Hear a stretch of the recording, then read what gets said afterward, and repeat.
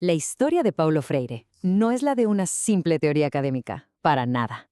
Es más bien una filosofía que se fue forjando en la vida real, a través de momentos clave, de decisiones que cambiaron para siempre su manera de ver el mundo.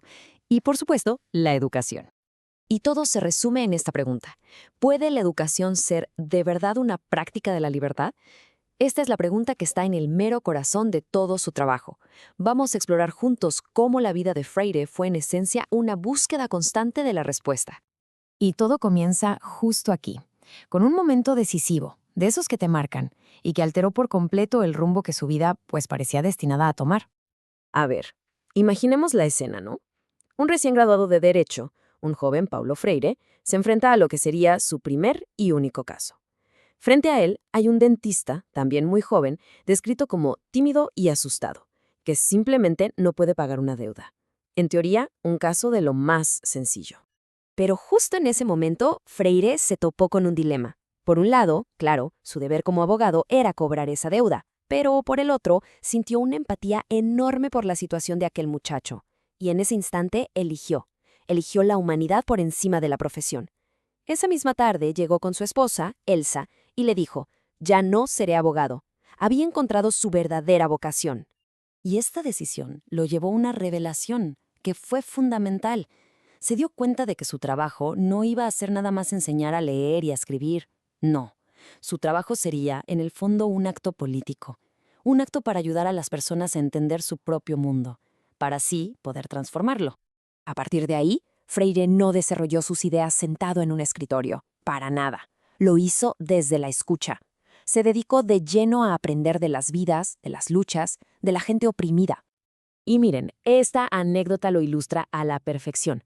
En una reunión con una comunidad campesina, Freire se quedó callado todo el tiempo. Cuando le preguntaron por qué no decía nada, él respondió que estaba en un profundo silencio activo. O sea, no era pasividad, era una forma de escuchar con toda su atención para de verdad comprender la realidad de los demás antes de siquiera intentar enseñarles algo. Es que su método era ese, dialogar, no soltar un sermón. En una plática con campesinos en Chile, después de que ellos describieran toda su pobreza, Freire les lanzó una pregunta. Una pregunta simple pero poderosísima, buscando que ellos mismos empezaran a analizar las raíces de su propia situación. Y la respuesta inicial fue de total resignación, un fatalismo aprendido por generaciones. Pero para Freire, esto no era el final de la conversación. Al contrario, era el punto de partida para un diálogo mucho más profundo. Un diálogo que buscaba despertar una conciencia crítica, que los llevara a cuestionar esa idea de que su realidad no se podía cambiar. Freire forjó todo su pensamiento en conversaciones reales, ¿saben? Escuchando a pescadores que eran explotados, platicando con trabajadores en las favelas de Recife, debatiendo con técnicos agrícolas. Fue de ellos que aprendió a valorar lo que llamaba el saber de experiencia hecho, o sea, el conocimiento que nace de la vida misma, de la pura experiencia. Y bueno, todas estas vivencias, todo este aprendizaje tan profundo a través de la escucha, finalmente se convirtieron en su obra más famosa. Una que, además, fue escrita en un momento de muchísima adversidad. Porque, a ver, Freire fue obligado a exiliarse de Brasil por la dictadura militar. Y fue en Chile, precisamente, donde empezó a darle forma a todas sus ideas. El exilio, con esa carga de sueños rotos pero no deshechos, como él decía, se convirtió en el lugar donde nació la pedagogía del oprimido. Durante este proceso sigue un consejo bastante curioso del escritor Josué de Castro. El consejo era, una vez que termines el manuscrito, guárdalo en un cajón, por meses. Ponerlo en cuarentena, decía. Y esto le permitió tomar distancia para releer su propio trabajo con otros ojos, un acto de reflexión que él consideraba importantísimo.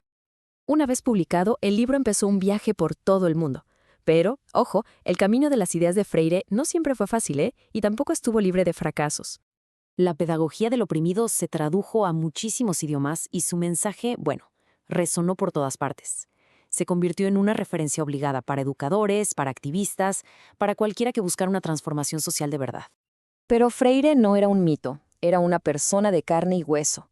Fíjense, en una ocasión, un grupo de jóvenes súper radicales, que minutos antes se peleaban por entrar a escucharlo, se levantó y se fue a mitad de su charla.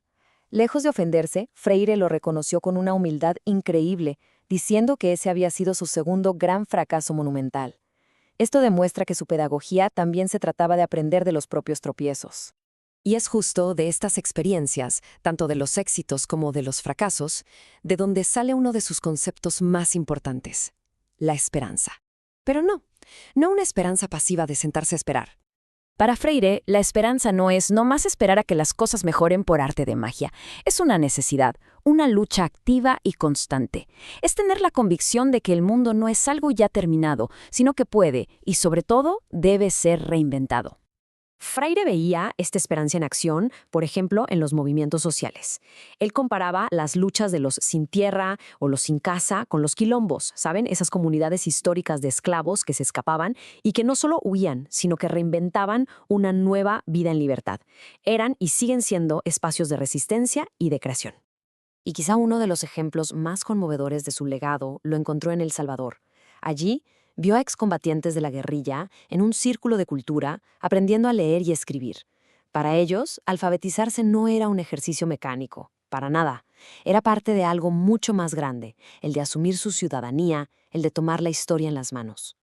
De hecho, el propio FMLN reconoció su impacto. Le agradecieron su contribución a la lucha del pueblo salvadoreño. Sus ideas no eran teoría abstracta, eran herramientas reales, concretas para la liberación. Freire entendía perfectamente que la paz, incluso una paz imperfecta, una paz que implicara concesiones, era el mejor camino posible en ese momento. Era la oportunidad para que el pueblo afirmara su voz y comenzara ese larguísimo proceso de reinventar su propia sociedad. Y aquí está una de sus lecciones más profundas. El objetivo final no es simplemente tomar el poder por tomarlo, es reinventarlo, recrearlo de una manera democrática sin la arrogancia de creer que se tienen todas las respuestas, sino al contrario, con la humildad de saberse en un aprendizaje constante. Así que todo este viaje de Freire, que empezó en esa oficina de abogado y lo llevó hasta los campos del Salvador, nos deja con esta pregunta flotando en el aire. Si la historia no está escrita y el mundo no está terminado, entonces su legado es una invitación a pensar, ¿cuál es nuestro papel en esa constante reinvención?